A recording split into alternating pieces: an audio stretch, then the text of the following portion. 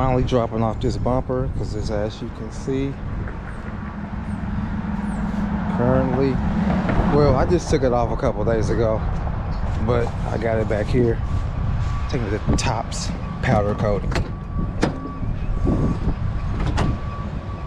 True North Fab bumper.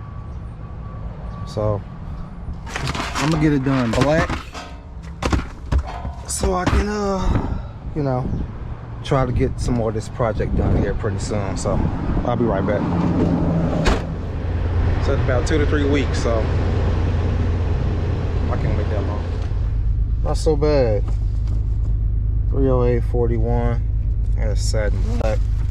I just know next time I'll just get everything welded up and already powder coated, because it's just a matter of time and trying to take it there, and I'm rushing on lunch right now, but I like it though. I don't know if I can really see back there, but I like it. Can't wait to get it on. It's what, Thursday the 23rd.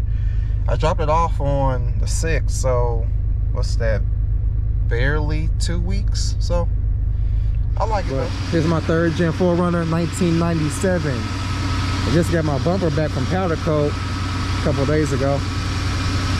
Here it is.